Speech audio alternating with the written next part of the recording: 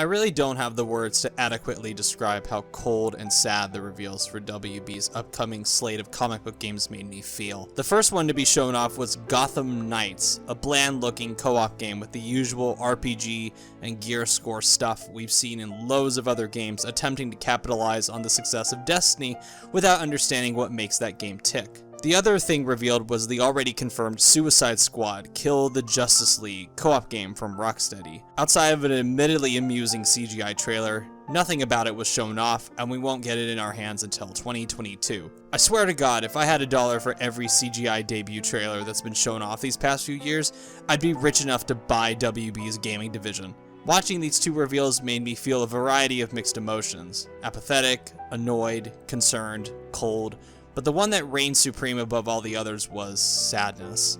Once upon a time back in the early 2010s, seeing the trailers for Gotham Knights and Suicide Squad would have made my younger self all bright-eyed and bushy-tailed. I would have obsessively scoured the internet for any negative information and actively looked forward to them until their releases. Cut to early 2020s me, and I just couldn't give less of a damn about either of them. And that makes me genuinely sad. For those of you who are still able to light the flames of passion towards video games like these, I am truly envious of you. Despite my very justified hostility towards WB games over the years, it may shock some of you to learn that I secretly root for them to make a blistering comeback in my eyes. The reason I bag on them just as much, if not more than, the likes of EA, Activision, and Ubisoft is because I love some of the properties they have.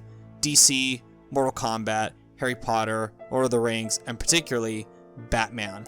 And what angers me about WB more than the others is they consistently find new ways to strip all of the dignity away from these properties that I love and turn them into soulless cash cows. It's why I made multiple videos ripping apart their treatment of Shadow of War.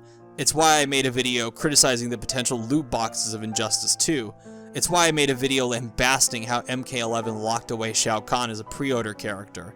It breaks my heart year after year to see WB give no fucks about preserving the dignity these franchises used to have in the gaming world. And that's why I felt cold as Mr. Freeze himself when I saw the latest games coming from WB Games' factory, because I know exactly what WB is going to do to these two games in order to make more sweet moolah on top of the already large amounts of sweet moolah they're going to make just from sales alone.